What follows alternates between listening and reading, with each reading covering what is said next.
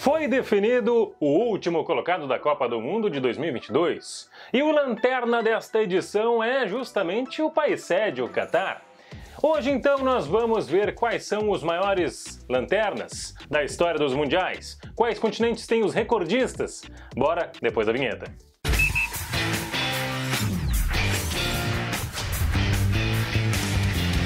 A 22ª Copa do Mundo da história foi disputada no menor país sede de todos os tempos. E o Catar mostrou em campo tudo aquilo que se esperava dele, ou seja, nada. A seleção catarí já vinha de amistosos preparatórios muito ruins, a despeito do título da Copa da Ásia em 2019. Com uma seleção formada exclusivamente por atletas do futebol catarí, faltou qualidade para o time da casa. Eles perderam todos os jogos que disputaram contra Equador, Senegal e Holanda. Marcaram um golzinho só e com isso tornaram-se o pior desempenho de um país sede na história dos mundiais. Isso que a gente lembra que até 2010, nunca um anfitrião de Copa tinha sido eliminado na fase de grupos. A África do Sul de Carlos Alberto Parreira quebrou essa escrita. Mesmo assim, os Bafana Bafana conseguiram coisas que os catares não. Uma vitória e um empate. A última rodada dos sul-africanos em 2010 foi com um triunfo em cima da França. E antes disso, na estreia, eles arrancaram o empate do México. Ou seja, passaram longe da lanterna geral, terminando no 20º lugar entre 32 participantes. Falando ainda dessa Copa do Mundo de 2010, uma seleção eliminada na fase de grupos terminou sendo a única invicta da edição. Falamos da Nova Zelândia. Foram 13 empates para os All Whites, contra Paraguai, Itália e Eslováquia. Eles, com isso, mantiveram uma escrita curiosa. A Oceania é o único continente a não ter nenhum país na lanterna da história das Copas até hoje.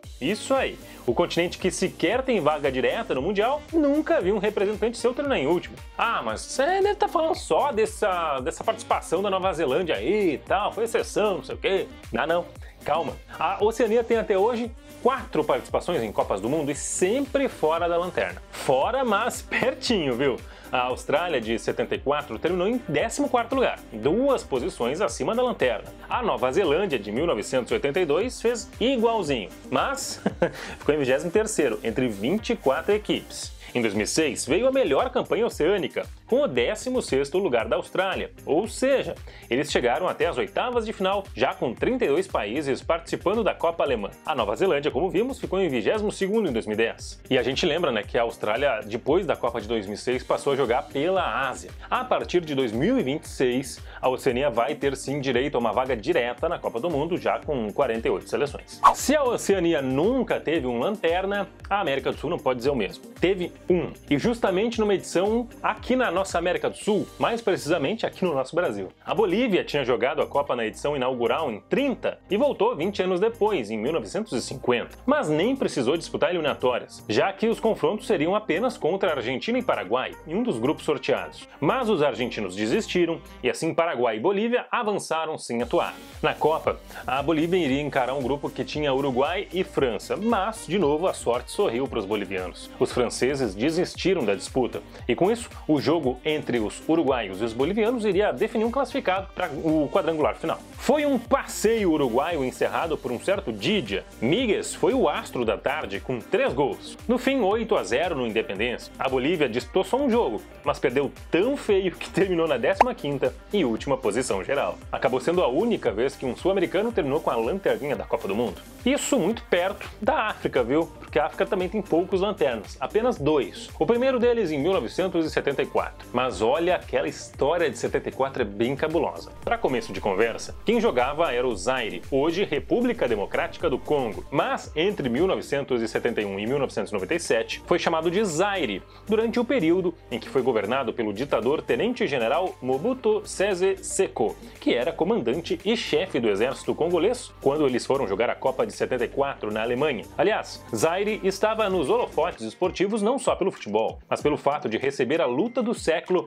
entre Muhammad Ali e George Foreman, num evento promovido por Mobutu. O Zaire tinha ganho a Copa da África justamente no começo daquele ano de 74, e era a primeira seleção da África subsaariana, ou mais conhecida como África Negra, a jogar a Copa do Mundo. A estreia foi com derrota de 2-0 para a Escócia, e pior, os africanos foram informados de que não iriam mais receber o prêmio prometido pelo governo militar pela classificação para a Copa. O técnico do time, que era o iugoslavo Blagoje Vidic, campeão olímpico em 19 1960, deixou o craque do time, Mayanga, no banco na segunda rodada, e era justamente contra a Iugoslávia, que terminaria goleando por 9-0. Aquela partida entrou para a história das Copas por um fato insólito. Foi a primeira vez na história dos mundiais que um goleiro foi substituído por questão técnica em meio ao jogo. Zaire estava perdendo por 3-0 ali pelos 18, 19 minutos, quando o técnico botou o goleiro reserva em campo. Foi a primeira vez que isso aconteceu, que um goleiro saiu de campo sem ser por expulsão ou por lesão. A última rodada seria contra a seleção brasileira, e os zairianos foram informados de que uma nova goleada,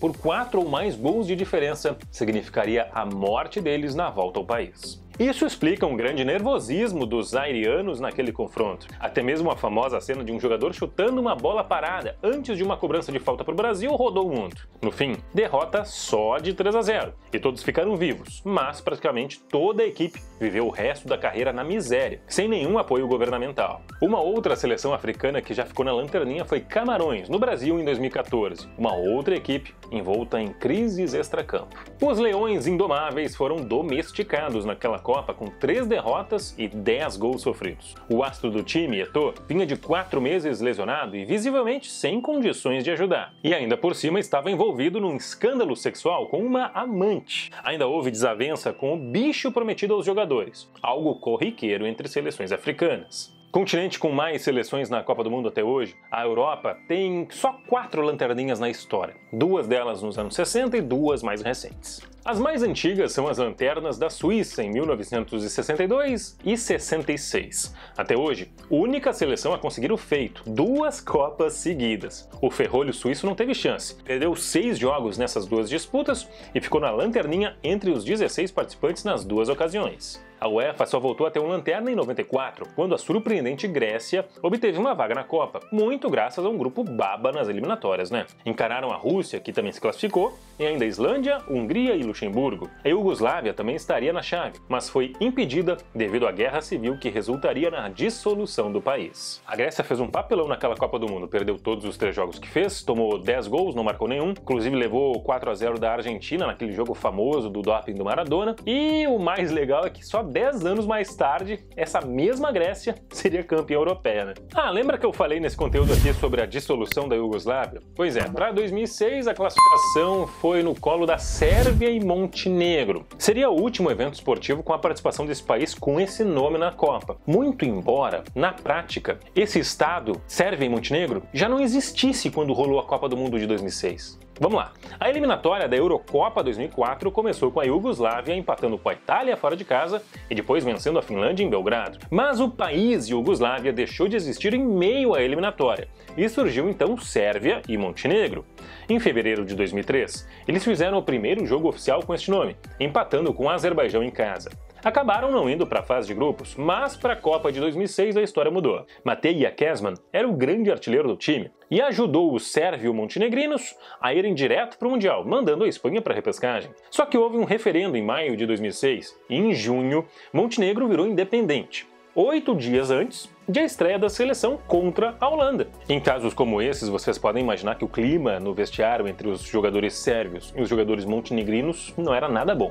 E de fato não era. Anos mais tarde, o ex-meia Petkovic, aquele famoso hoje comentarista de TV, contou bastidores sobre aquela convocação para a Sérvia e Montenegro em 2006. Chegou a dizer que houve até nepotismo na hora das chamadas. Palavras do Pet. Foi uma falta de consideração com o povo, com a seleção, mas foi dito que eu seria chamado. A seleção passou vexame, teve jogador cortado já na preparação por lesão e foi anunciado o filho do técnico, zagueiro. Só que quem se machucou era atacante. Todo mundo caiu em cima. Coitado do garoto, que abandonou a seleção e foi para casa. O grupo foi para a Copa com um jogador a menos e eu não fui chamado. Isso aí. O técnico Ilija Petkovic, que inclusive morreu devido a uma úlcera agravada pela Covid-19 em 2020, chamou um zagueiro que era filho dele de última hora. Isso depois de ele perder um atacante, Vucinic, lesionado. O zagueiro em questão, Dusan Petkovic, foi muito criticado por causa dessa situação de possível nepotismo. Acontece que então esse Dusan desistiu da convocação e Sérvia e Montenegro foi para a Copa do Mundo só com 22 jogadores. No fim foi um papelão, eles perderam todos os jogos, levaram inclusive 6-0 da Argentina com o primeiro gol do Messi em Copas do Mundo. Essa foi até hoje a última vez que uma seleção europeia ficou na lanterna da Copa do Mundo. Agora então a gente vai para o nosso segundo continente no ranking, aquele que tem o segundo maior número de lanternas até hoje, a Ásia, que tem 6. E como a lista é longa, a gente vai tentar não se demorar muito nela. Em 1938, as Índias Ocidentais Holandesas, atual Indonésia, foram as primeiras a representar a Ásia numa Copa, tudo graças à desistência do Japão no confronto eliminatório. E, bom, eles levaram 6-0 da Hungria e voltaram para casa. Em 1949 foi criado o Estado da Indonésia, mas esta seleção, com este nome, jamais chegou nem perto de disputar uma Copa. Em 1954, a Coreia do Sul entrou em campo 2 vezes e levou 2 sapecadas, 9 da Hungria, 7 da Turquia. Em 90, os Emirados Árabes contaram com Carlos Alberto Parreira como técnico para sua primeira e até hoje única Copa disputada. Eles perderam todos os 3 jogos, mas ao menos fizeram 2 gols, incluindo um contra a Alemanha num revés de 5-1. A Arábia Saudita de 2002 foi patética e talvez você lembre. Perderam de 8-0 para a Alemanha e se despediram do Mundial Asiático com 12 gols sofridos e nenhum marcado. Em 2010, a Coreia do Norte surpreendeu ao chegar na Copa, e ainda mais ao conseguir um gol diante do Brasil. Mas foi só um sonho de uma noite de verão para o Kim Jong-un. Portugal fez 7-0 depois e a Costa do Marfim 3-0. Sobre essa participação norte-coreana, um parênteses rápido porque vale a menção. Talvez você lembre do choro do atacante Young Tae-se durante o hino nacional antes de Coreia do Norte e Brasil. Um choro que serviu de propaganda para humanizar o país governado de maneira não muito transparente por Kim Jong-un, e que foi ótimo para o atacante de 30 anos, que descolou uma transferência para o Colônia, onde substituiu o ídolo local Podolski. Só que depois ele foi jogar na Coreia do Sul, e isso certamente criou inimigos para o atacante na seleção. Nunca mais foi convocado. Aos 38 anos, ele disputou a última temporada da segundona japonesa pelo Makita Zelvia. O 6º lanterna asiático da história foi justamente o Catar. E agora a gente vai para o continente com mais lanternas na história das Copas, aquele que teve 9 ao total, 9 lanternas. Só que não é exatamente um continente, mas para nós amantes do futebol é bem como se fosse. As Américas do Norte, Central e ainda o Caribe são representados pela CONCACAF, que tem, como eu disse, 9 lanternas até hoje. 9. Ok, talvez eles não merecessem aplausos. E em especial o México, né? Detentor de 3 lanternas na história, todas em Copas vencidas por sul-americanos. Ok, só coincidência, mas a gente não podia deixar passar. E eles ficaram em último em 1930 com 3 derrotas e 13 gols sofridos. Entre eles, o primeiro gol de um Mundial, marcado pelo francês Lucien Laurent nos 4-1 para os Bleus contra os Aztecas. Em 58 eles até empataram um jogo contra Gales, mas a lanterna veio por conta dos 8 gols sofridos ao total. Em 78, os mexicanos tomaram 12 gols em 3 jogos. Só eles e a Hungria perderam os 3 duelos que fizeram. O curioso é que o México tem 17 participações em mundiais, é muita coisa. Tanto que 2 dos goleiros deles na história, o Carvajal entre 1950 e 1966 e ainda o Ochoa entre 2006 e 2022, são 2 dos recordistas em Copas disputadas, 5 para cada um. Mas vamos seguir a nossa lista, porque logo na segunda Copa da história veio mais uma lanterna para a CONCACAF. Os Estados Unidos fizeram feio em 34, quando era tudo em mata-mata. Eles levaram 7-1 da anfitriã Itália. Curiosamente, o gol de honra americano foi de Aldo Donelli, que tinha pais italianos. Já El Salvador tem 2 lanternas na história e nada para se orgulhar. Ok, talvez tenha uma coisinha para eles se orgulharem. O fato de eles superarem uma guerra para chegarem na Copa do Mundo pela primeira vez. Os salvadorenhos pegaram Honduras em playoffs que definiram qual dos dois jogaria a Copa de 70. Deu El Salvador, num duelo que precedeu uma guerra entre os 2 países. A lendária Guerra do Futebol. A gente já fez um conteúdo só sobre essa guerra do futebol aqui no Nonsense Football, e você pode ver clicando aqui em cima. Mas se os salvadorenhos se deram bem na guerra, não podemos dizer o mesmo falando do gramado em 70. Bélgica 3-0, México 4-1, União Soviética 2-0. Eles voltaram ao Mundial em 1982, com um time basicamente formado por atletas do fraco futebol local. Mas havia um, entre aspas, europeu na convocação, Jaime Rodríguez, jovem defensor de 23 anos que atuava na Alemanha. Mas o único que teve algo a celebrar na Copa de 82 foi Luiz Ramírez Zapata, que marcou o gol salvadorenho nos 10-1 para a Hungria, maior goleada das Copas até hoje. Aquela foi a estreia dos caras. Zapata fez um total de 16 gols por El Salvador na carreira, num espaço de 18 anos. El Salvador até fechou a porteira nas rodadas seguintes, mas perdeu também. Bélgica 1-0, Argentina 2-0. Os salvadorenhos jamais voltaram a uma Copa depois disso. Aliás, a CONCACAF registra 3 lanternas seguidas em Copas do Mundo. México 78, salvadorenhos em 82 e o Canadá em 86. Aliás, o Canadá que agradece a existência do Catar, né? Senão seriam eles, canadenses, os lanternas em 2022. A primeira Copa da história canadense foi ruim, embora sem vexames. 3 derrotas, nenhum gol marcado e 5 sofridos contra França, Hungria e União Soviética. Eles levaram mais gols em 2022, pra ter ideia, mas pelo menos fizeram 2 golzinhos, né?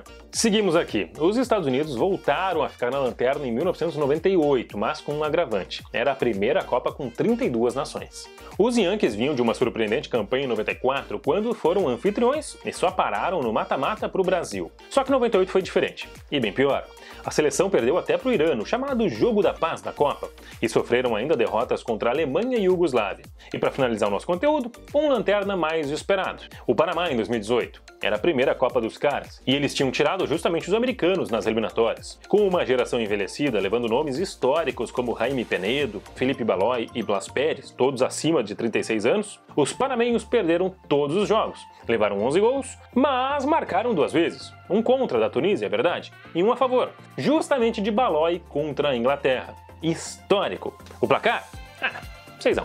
Ufa, terminamos a nossa lista de lanternas, que fica assim. A CONCACAF até hoje tem 9, a Ásia tem 6, a Europa tem 4, a África tem 2, a América do Sul 1, e a Oceania, incrível, a Oceania não tem isso aqui, não tem lanterna em Copas até hoje. E você, gostou do nosso conteúdo? Quer deixar dicas aqui de novos conteúdos para nós, novos episódios aqui do Nonsense Football? Deixa aqui embaixo nos comentários. Aproveita e te inscreve no canal, ativa o sininho das notificações e eu volto na próxima. Tchau, tchau!